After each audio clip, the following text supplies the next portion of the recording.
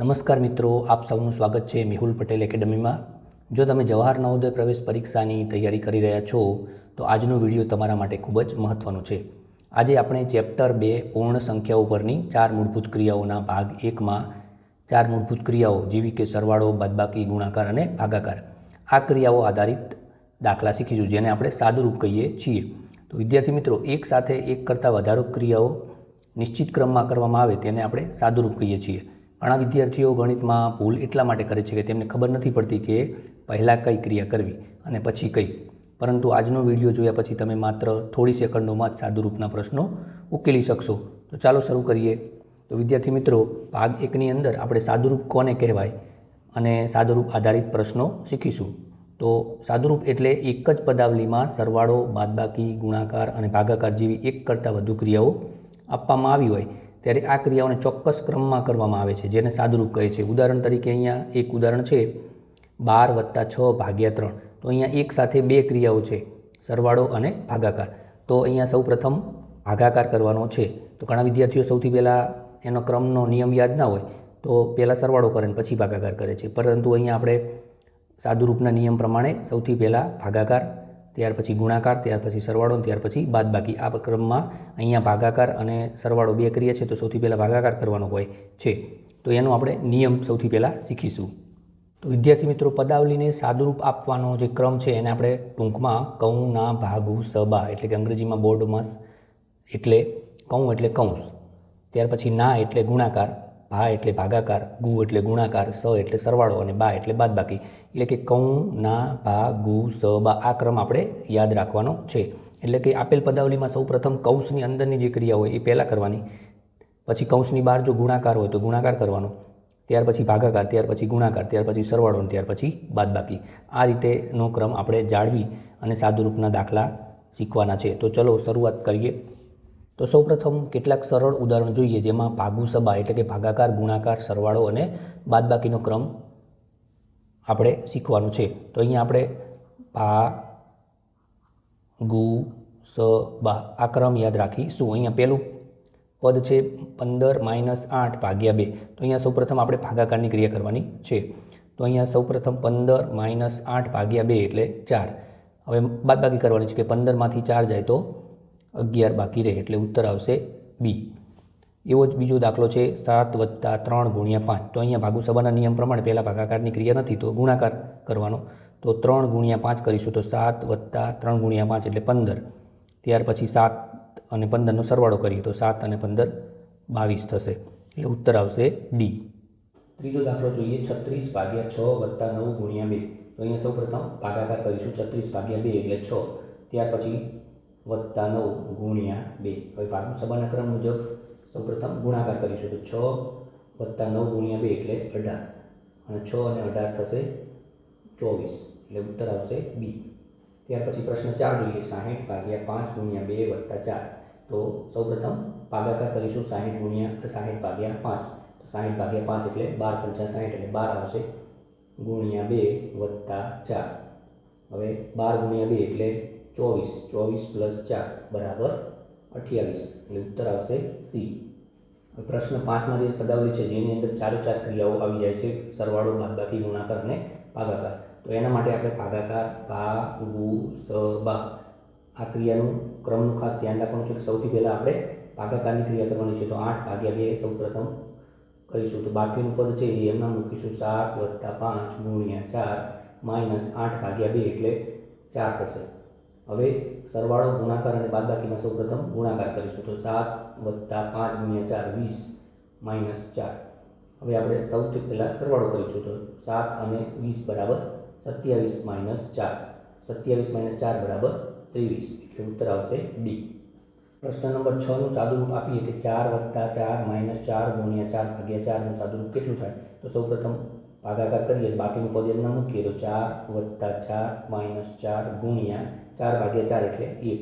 હવે ગુણાકાર કરીશું તો 4 + 4 - 4 × 4।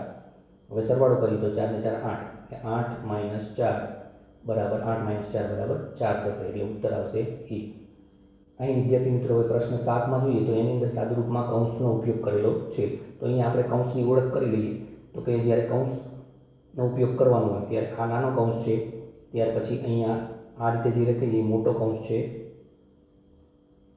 ત્યાર પછી છગડીયો કૌંસ આવે અને રેખા કૌંસ આવે. તો આ ક્રમ ખાસ યાદ રાખી લેશું. તો અહીંયા નાના કૌંસનો ઉપયોગ કરેલો છે, તો નાના કૌંસની અંદર જે ક્રિયા હોય એ પહેલાં કરવાની. આપણે સૌથી પહેલાં યાદ રાખીશું કે કૌં ના પા ગુ સ બા. જ્યારે પદની અંદર ના શબ્દનો ઉપયોગ કરેલો ત્યારે આપણે એને ગુણાકાર કરવાનો છે. તો અહીંયા આપણે કૌં એટલે કૌંસની અંદરની જે ક્રિયા છે એ પહેલાં કરવાની. તો 8 ને 4 12 થાય, એટલે 12 ભાગ્યા 2 કરીશું તો 12 ભાગ્યા 2 બરાબર 6 થાય, એટલે આખા પદનું સાદુરૂપ મળશે 6. પ્રશ્ન 8 જોઈએ તો 9 ગુણ્યા કૌંસમાં 6 માઇનસ 2 છે. તો કૌંસની અંદર જે ક્રિયા છે એ પહેલાં કરીએ તો 9 ગુણ્યા 6 માઇનસ 2 બરાબર 4 થશે.